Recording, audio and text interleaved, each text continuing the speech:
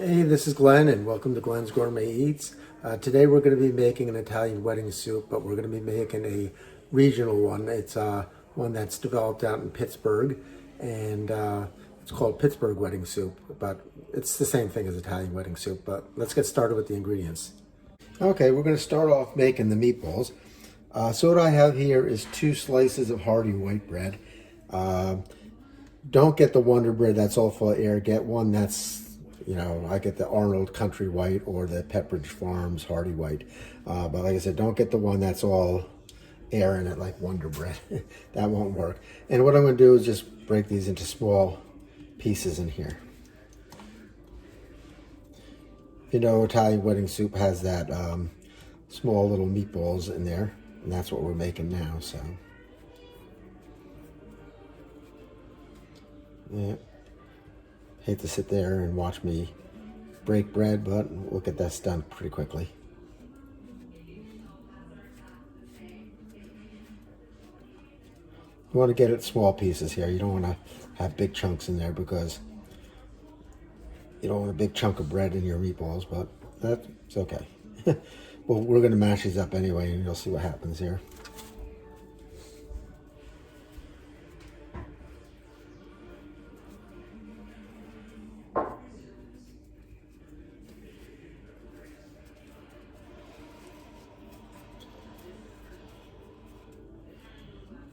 We're getting there.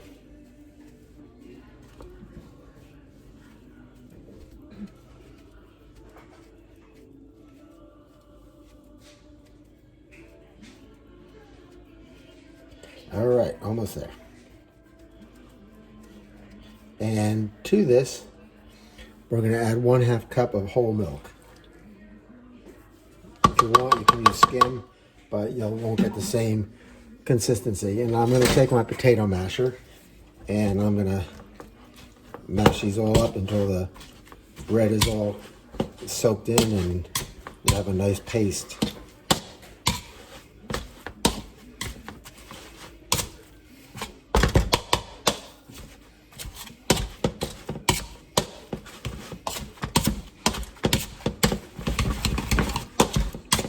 Looks good. Right off there.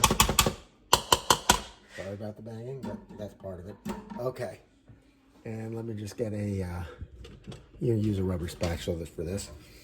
We're going to add some ingredients here. We're going to add 1 large egg yolk. And add 1/2 cup of grated Parmesan or Pecco Romano cheese, or a blend of both. Mine is a blend. We're going to use 3 tablespoons of fresh parsley leaves, and I'm putting them in now. I chopped them up. I should get my bench scraper out here. It'd be easier to get all this up. Yeah, let's scrape this into there.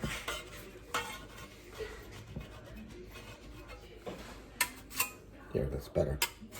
Okay, and my bench scraper will get the rest of this parsley up that I chopped.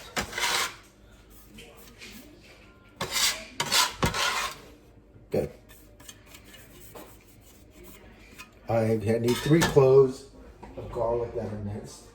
So I'm going to grab my garlic press here.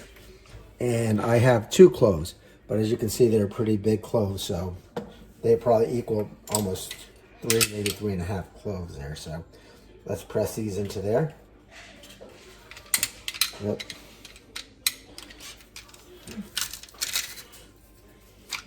And this one I might have to cut in half to get into the garlic press, so let's do that.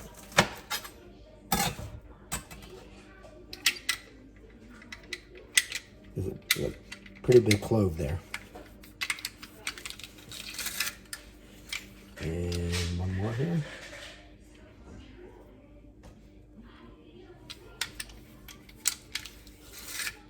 And I'll take the back of my knife and scrape that in there. If you want more garlic, you can use it. If you want less, use it. I like a lot of garlic now. And lastly, I have 1/2 teaspoon of pepper, 3/4 teaspoon of salt, and 1/2 teaspoon of dried oregano. And we're just gonna give this a mix here. Get that all incorporated.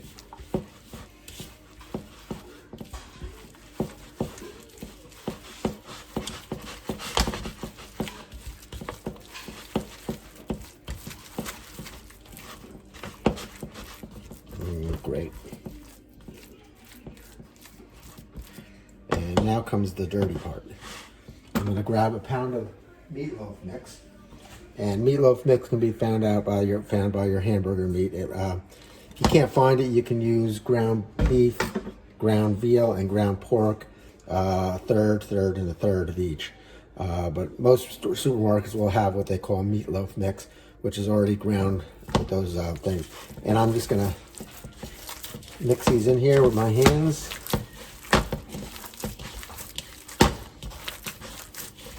And we're gonna knead it in there and get all that bread and spices and parsley, whatever we have in there, and bring this together here.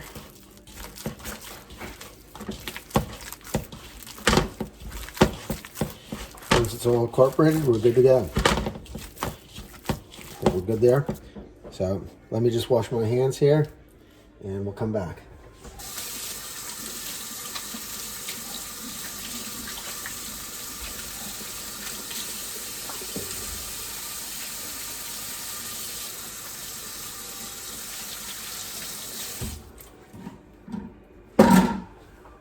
All right. Okay, what I have here is a rimmed baking sheet, and I just lined it with a little foil here, and I'm going to be forming my meatballs. I have a cookie scoop that I'm going to use. They need to be about 1 inch. So what I'm just going to do is take that out, and I'm going to roll it into a little meatball like that. Put it on the baking sheet, and we're going to do the rest of this. Like I said, you don't need to sit there and watch me roll meatballs, but when we're all said and done, we should have about 55 of these. So we'll be back. Okay, I got them all out. I got 58 instead of 55, so we're close enough. So now what I'm going to do is I'm just going to lightly cover them with a saran wrap.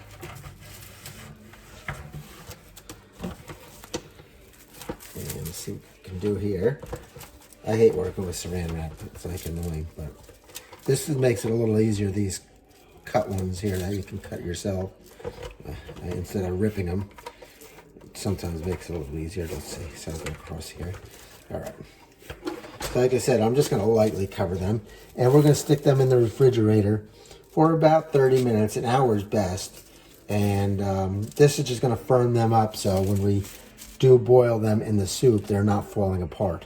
So let's put these in the fridge for 30 minutes and come back. Okay, it's been about 30 minutes, and our meatballs have been in the refrigerator since then. I have a pan warming up here on medium heat, and I'm going to add 1 tablespoon of olive oil. And I'm going to just add a little piece of kale to this, so I know when it's simmering. I can see it simmering. Looks good. Okay. So to this, I'm going to add 2 more cloves of garlic. This time I have regular cloves. They're not as big as the other ones. So I'm just going to add 2 of these cloves to the pan here.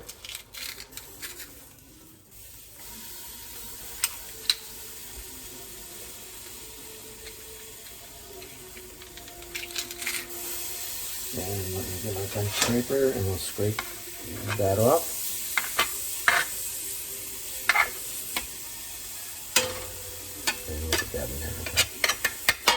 All right, and to this I'm going to add 1/4 teaspoon of red pepper flakes, and we're going to give that a stir.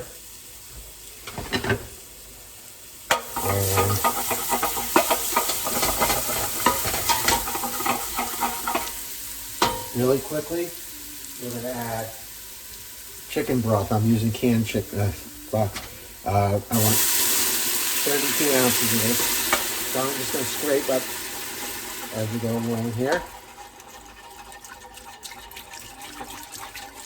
So I'll be adding 3 of these 32 ounce, which equals 3/4 of the chicken broth. So there's 1.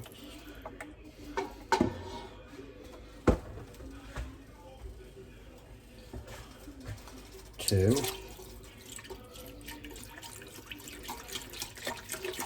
And now I can put my heat up.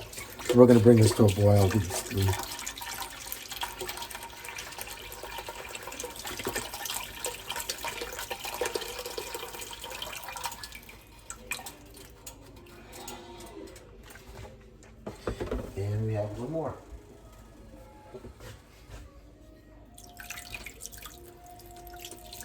I pour it on the spoon like this so it doesn't splatter. If you pour it in here, you can see it gets all over the place. So I kind of just let it run down the spoon here.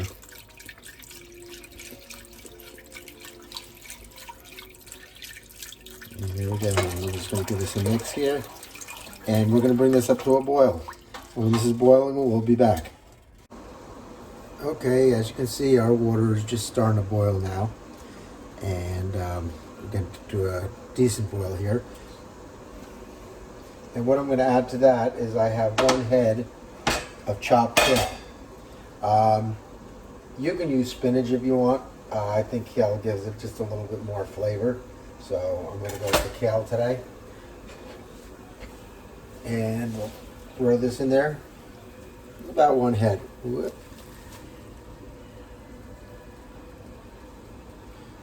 So you get the rest up here.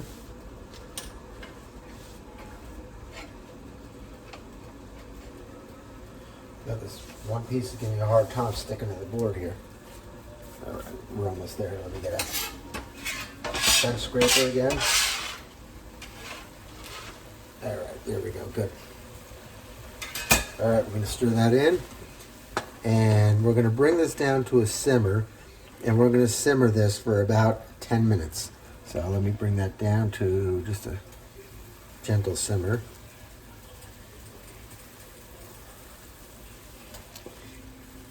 Still boiling away. This should go down soon.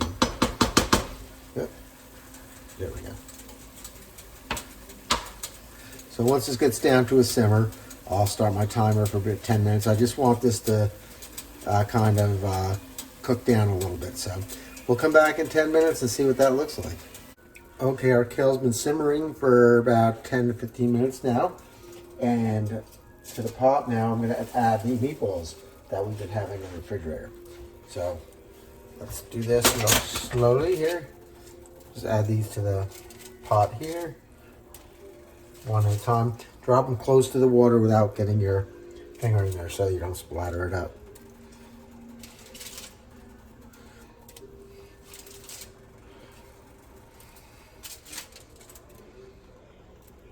And this, because of the cold meat, will probably not boil or simmer anymore. So we're going to have to, whoop, that was a little sticky on my fingers.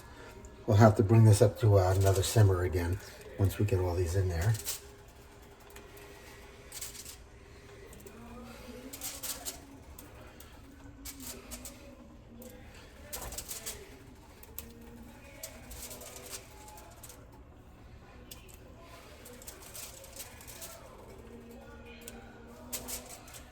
All right, we're almost there.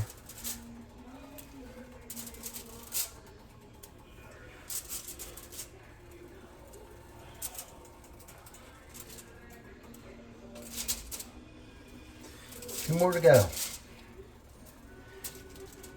And there we go. Okay. So let me give this a stir and make sure those meatballs don't stick together. Good. And to this, I'm going to add 1 cup of orzo. Orzo is not a rice, it's a pasta. So let's stir that. And we're going to again bring this up to a boil. And then we're going to turn it down to a simmer. So let's get that up.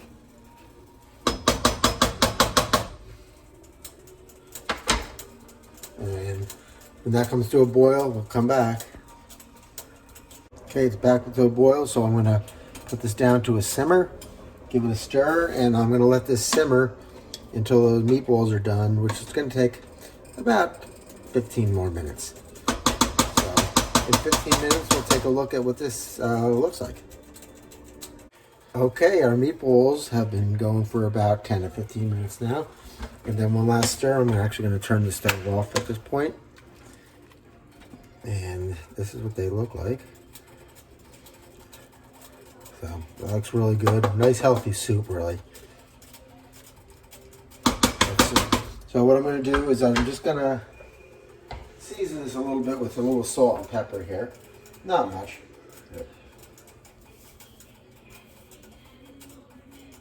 The salt here. I don't like to use a lot of salt in my food. It's actually really not good for you, but it does add flavor, so you do need to add some. So I'm just going to pinch it around here. I think that's good right there. And pepper, use all the pepper you want. It's not bad for you. I like a lot of pepper, so there we go. And we'll give that one last stir, and we're ready to serve that one up. So this is Pittsburgh wedding soup. If you have any questions, let me know. Oh, my meatball exploded there, but I have plenty left here. So if you have any questions, let me know. I'll be glad to answer them. And to end, may the Lord bless you and keep you, and may the Lord make his face shine upon you and be gracious unto you. May the Lord turn his face towards you and give you peace. God bless until we meet again. Take care.